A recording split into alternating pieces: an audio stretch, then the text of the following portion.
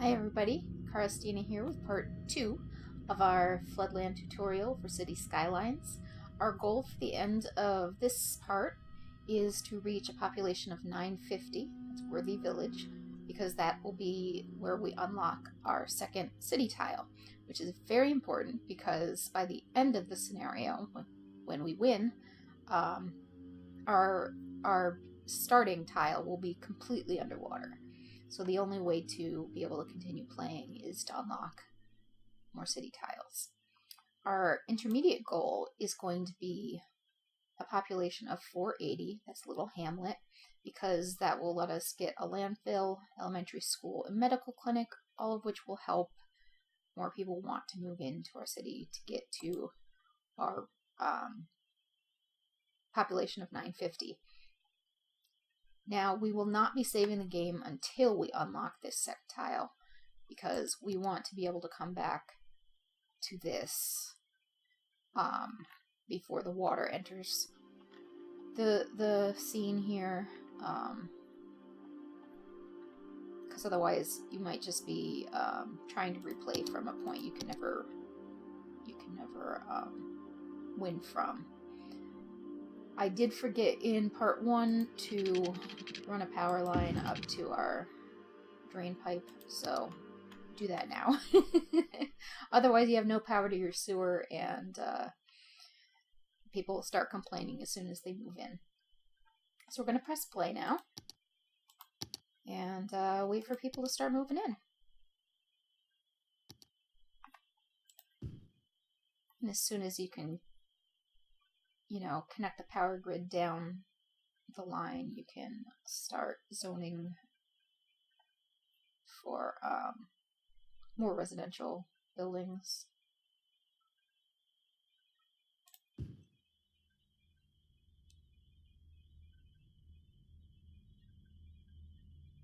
As soon as we get some demand for commercial and industrial, we're going to press pause, because we're going to press pause anytime we try to build anything that requires more than like a second to do,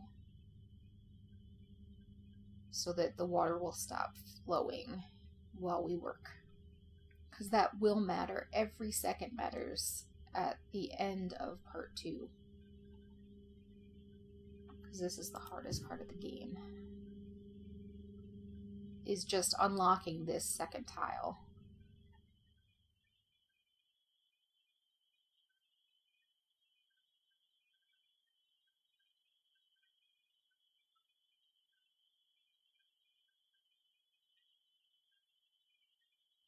So they built all these houses, we're still waiting for people to move in, and we press pause, because now we need to build, or we need to zone for some jobs. The way we do it is I'm going to run power lines down so that they'll have electricity, because our power grid is not connected all the way down there. And we do want to make sure that we keep industrial away from our residential districts because of pollution.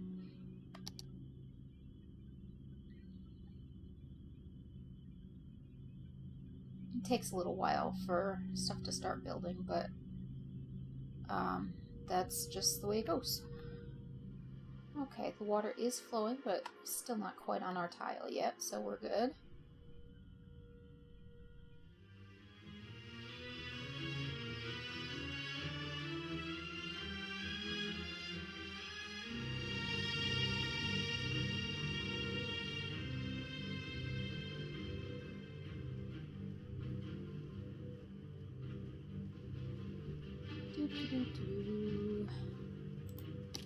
We don't need to have quite 100% water funding, because we're not using that much, and it's quite expensive. We'll revisit it when, we get more people moved in.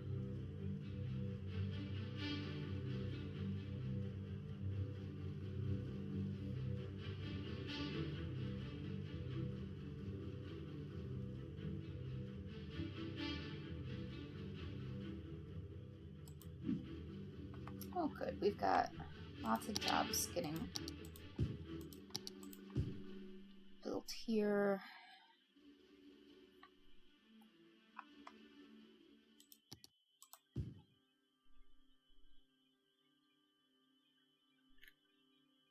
Okay, and the water is on our tile.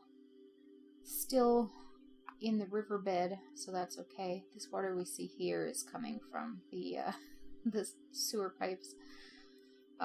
Just dumping raw sewage here because that's the only thing that you have access to in the early game, unless you're using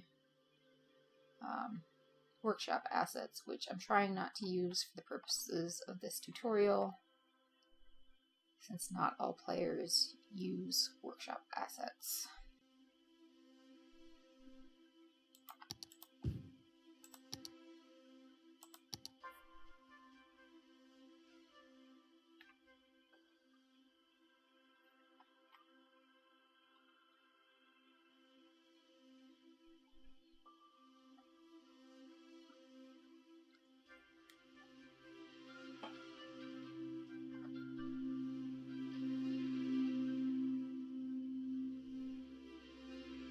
And we just wait.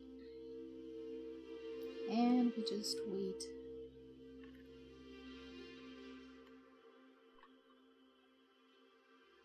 Oh good, more stuff's getting built.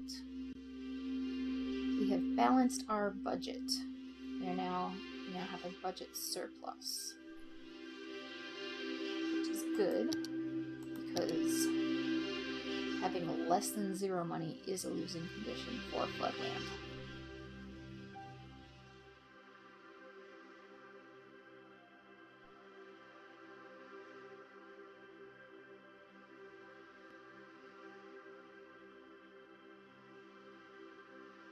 And look at that water.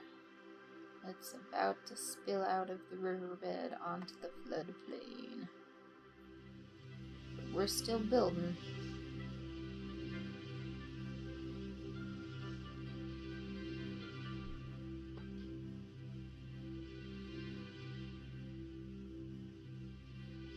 I like watching all the cars from the highway, bringing people to their new homes.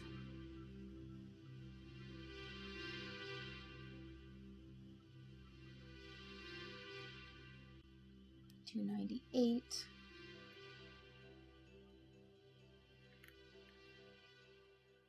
Okay, and the water is starting to spill over into the floodplain now. Excuse me.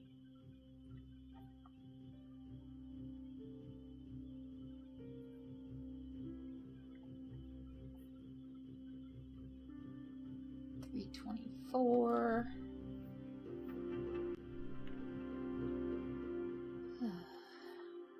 And if you want to check the current of the incoming water, just click on there and you can watch it coming in so you can see what to expect. There will eventually be waves big enough to go over the ridge line here, and we'll have some temporary flooding that we'll have to contend with. But hopefully it won't be too bad. And we will keep clicking on this to just make sure we have enough available water since we turned down the budget on the water.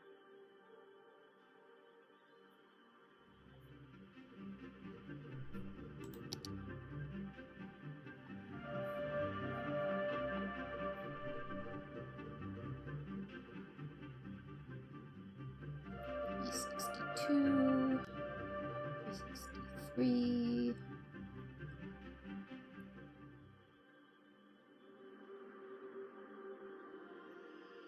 I want to know what happened that, you know, the water's moving into our tile like this, because did a dam burst somewhere else?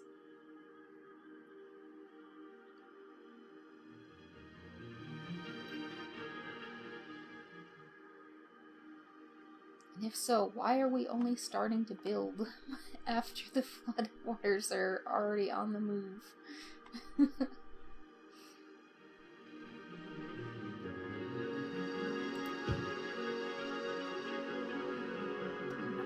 2. The current isn't too strong right now on the floodplain, so that's good.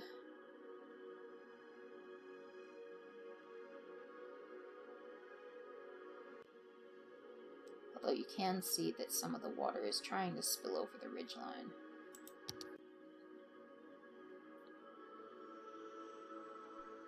$4.15.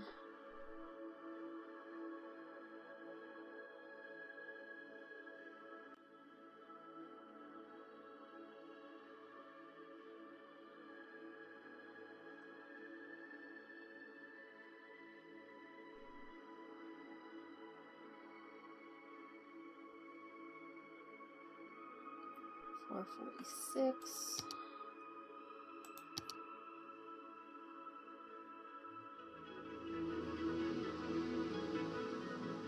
Okay, we should be hitting Little Hamlet soon.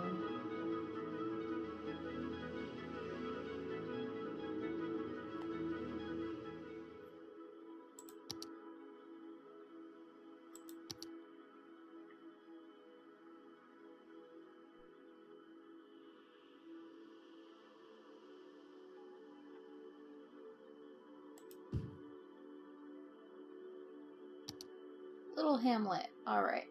So we're going to press pause to build our landfill, elementary school, and medical clinic. We're going to put the landfill... Oh, we need more power. We're going to build the landfill as far away from... Actually, we're going to put the landfill here. So that it's not going to affect any of our residential zone. We will put medical here, and elementary school here, and we gotta build another power plant because we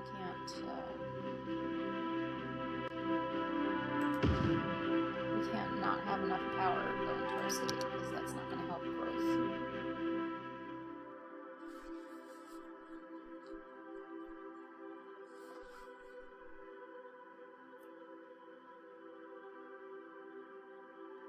Okay, good.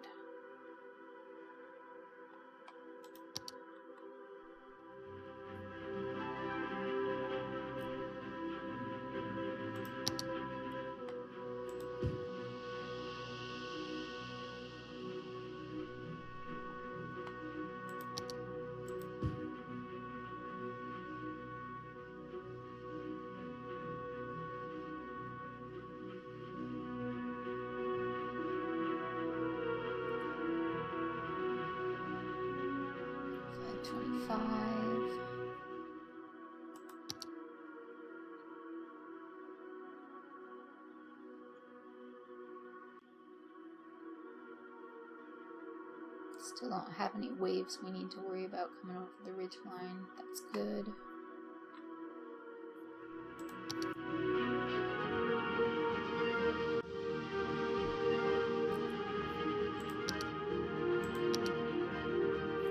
Okay, we're going to turn the water budget up a bit because we're starting to reach the limits.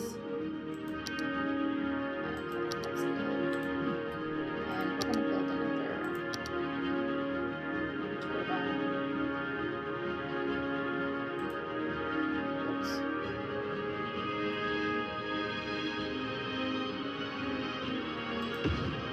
Because there will be flooding, and we need some redundancy in the system.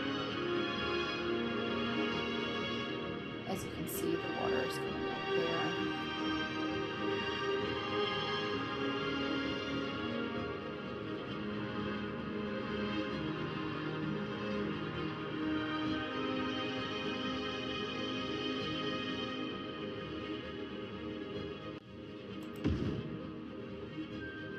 Build as much redundancy into the system as we can so that when different parts of the ridgeline flood, we'll still have electricity going to the city, because that is one of the issues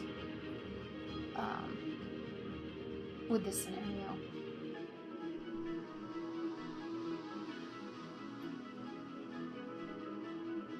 Okay, we have a population of 621. We're doing pretty well.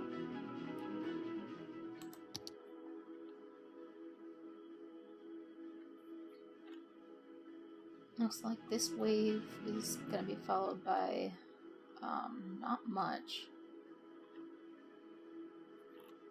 but there will be a larger wave coming after that.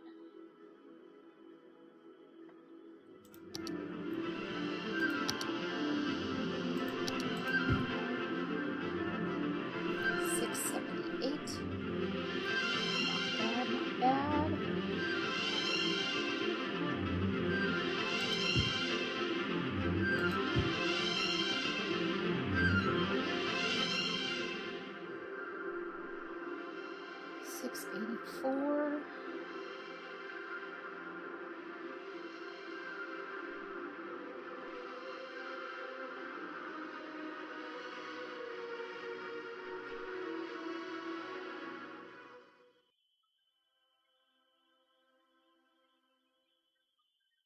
$701.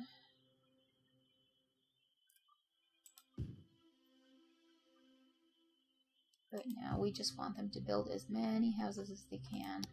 And since we do have a continuous power grid here, we can use power lines.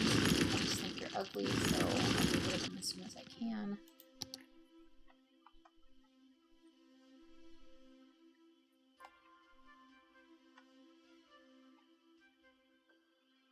Yeah, we got some big waves coming now. We'll have to see how it affects us. We've got 763 people currently living here. 774. Come on, we can do this.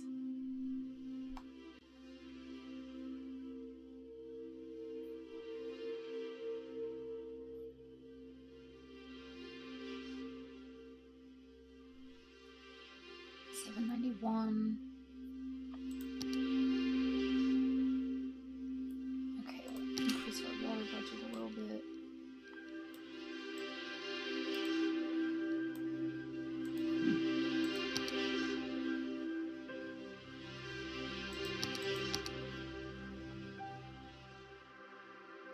This wave is probably going to do some. Oh, that's right. We need to. We zone here. We need to give them water.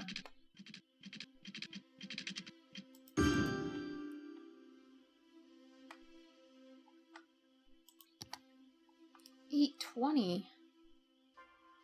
$820.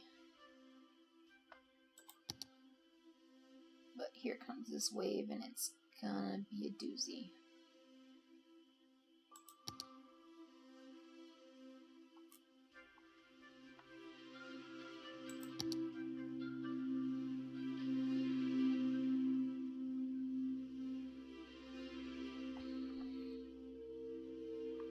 So now we're having some major flooding, major power outages. But as each power plant comes back online. Okay.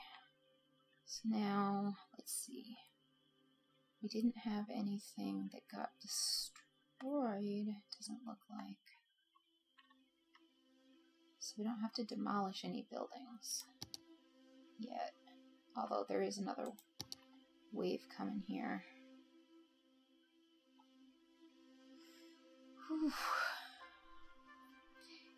The one thing about the waves that come over the ridge, even though they do have some temporary flooding here, they also shift the current away from our populated area for the water coming down the floodplain.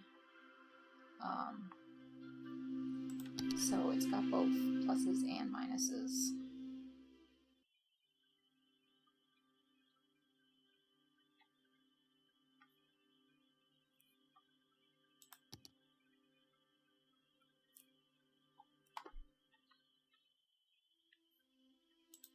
Miraculously, it still has not destroyed anybody's home.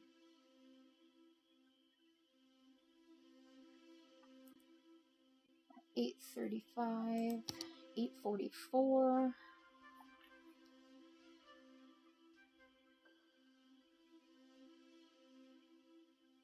And the water is moving away from our residential zone. 871.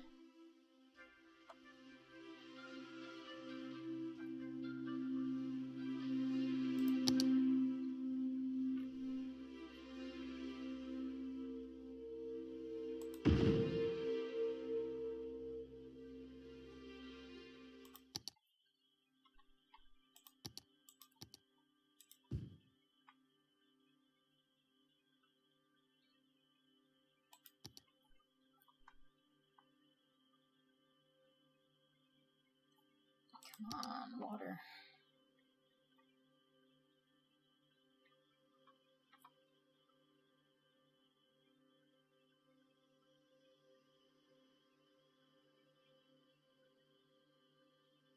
Still hasn't demolished anything down here. Although some of our industrial buildings do need to be demolished so that when these floodwaters recede, because as you can see, the water, the current is retreating.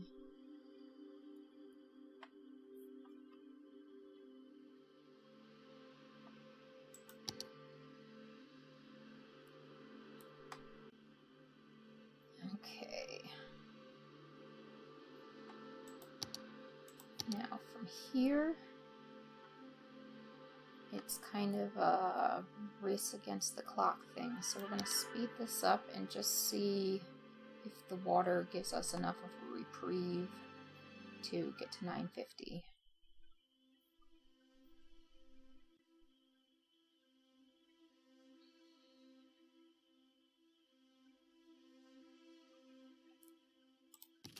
Heck, let's go and decrease taxes. I don't know if that'll even help, but we're going to try.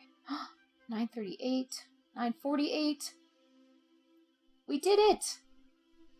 We got to Worthy Village, guys. So, that is the end of part 2. We are going to pause and save our game. We are going to save our game right here. Because now we can unlock our next city tile.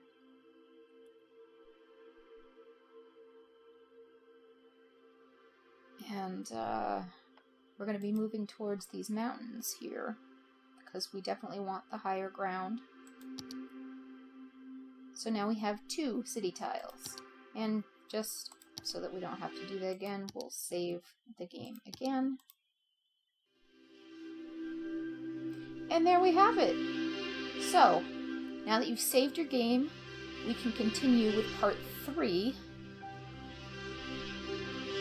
shortly. So, good luck, and we'll see you for part 3.